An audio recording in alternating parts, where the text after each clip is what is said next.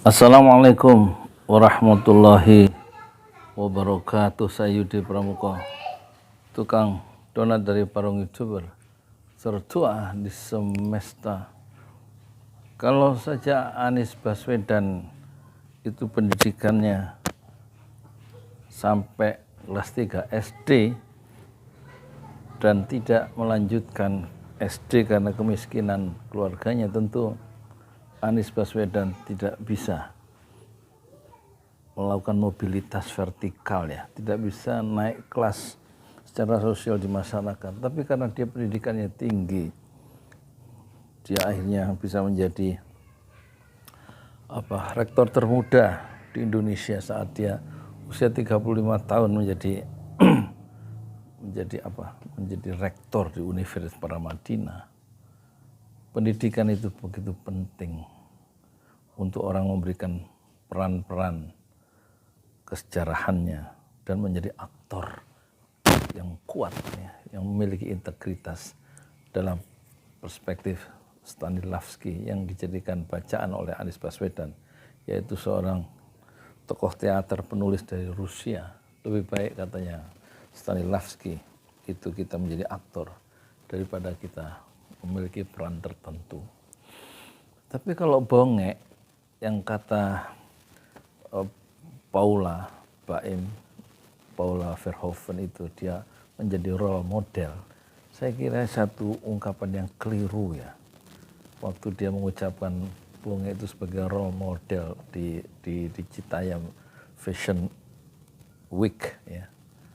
Mungkin dia maksudnya bukan seperti itu, tapi apa yang dijadikan role model yang bisa dicontoh itu apanya.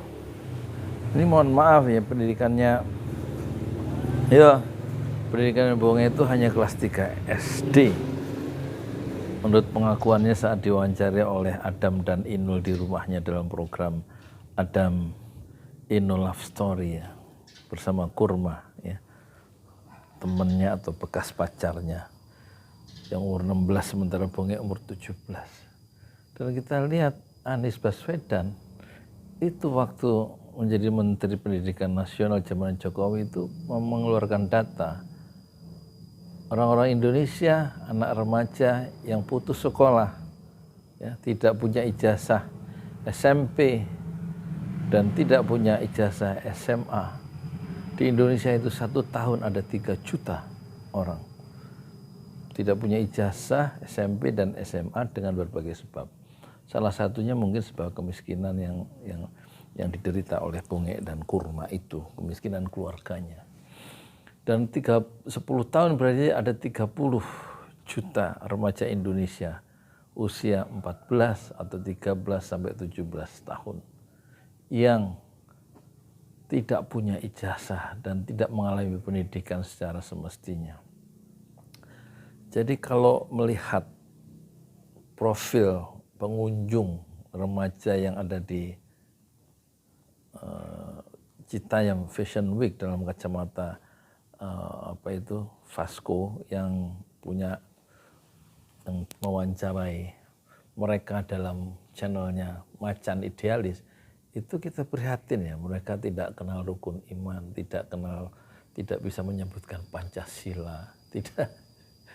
Jadi inilah potret, ya, generasi muda kita yang gagal, ya, yang tidak cukup mendapatkan bekal pendidikan di masa remaja mereka, seperti bongek dan kawan-kawannya. Bongek sendiri yang katanya role model, ya, yang secara keliru diungkapkan oleh Paula Verhoeven, istrinya Baim itu, saya kira tidak bisa dijadikan model, ya. Ketika dia nyanyi, ya, dalam Adam Inul Love Story di Trans 7 itu, nyanyinya fals, chord yang dia mainkan juga tampaknya dia baru belajar. Jadi saya kira ini potret, ya, pendidikan kita yang gagal, ya. Dan di mana Nadiem Makarim sebagai Menteri Pendidikan di dalam menyelesaikan akar persoalan pendidikan kita yang lemah, ya, yang mereka akan terus menjadi dewasa Dan bagaimana dia bisa melakukan mobilitas vertikal dan menjadi pemimpin di masa depan kalau pendidikannya itu tidak menentu dan kemudian mereka tumpah ruah dengan gaya busananya yang ya begitu ya, dari perspektif Islam juga tidak menutup aurat ya. Mungkin ini salah satu pintu masuk juga bagi munculnya ya benih-benih LGBT dalam proses-proses pergaulan dalam konteks Citayam Fashion Week. Jadi adalah langkah tepat ketika Baim Wong itu dengan segala macam alasan dia mundurkan diri, tidak jadi mematenkan, tidak jadi menjadikan Jakarta Citayam Fashion Week itu menjadi brand, didaftarkan sebagai hak kekayaan intelektual, hak cipta di Kemenkumham.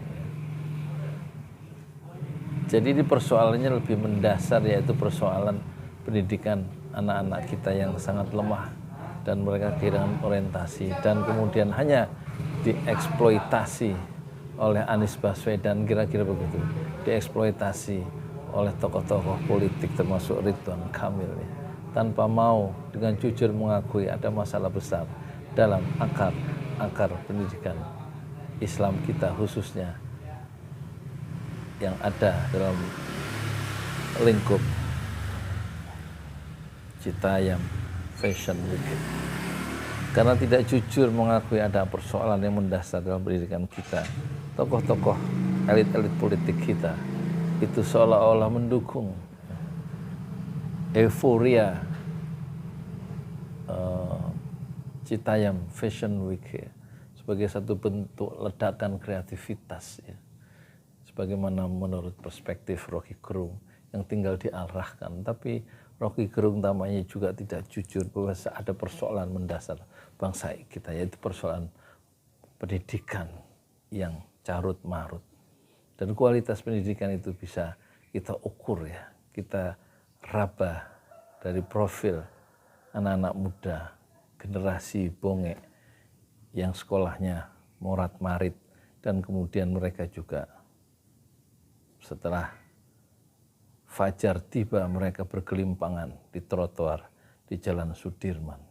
Jadi hendaknya ada persoalan mendasar yang hendaknya kita tinjau dengan secara jujur oleh elit-elit kita, termasuk oleh Anies Baswedan, bahwa bongek itu bukanlah suatu role model dan ruang-ruang yang katanya diberikan satu demokratisasi di ruang publik untuk generasi muda, saya kira itu terlalu artifisial, seolah-olah ungkapan itu bisa menyelamatkan generasi muda kita yang pendidikannya lemah dan cara berpakaiannya lemah dan wawasan kebangsaannya sangat lemah, sebagaimana kita lihat ya dari Macan Idealis, dari YouTube atau dari Trans 7, Adam Inul Love Story, dan juga kita lihat dari channel Baim Paula.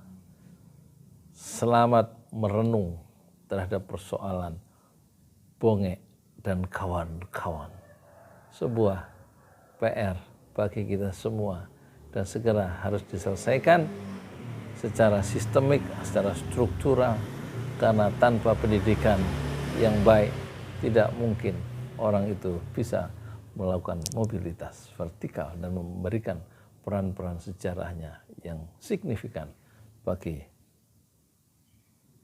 Indonesia modern di masa depan yang sebentar lagi berusia 77 tahun. Saya Yudi Pramuko, tukang donat dari para YouTuber tertua di semesta Fasbir Sobron Jamila. Bersabarlah dengan kesabaran yang indah. Assalamualaikum warahmatullahi wabarakatuh.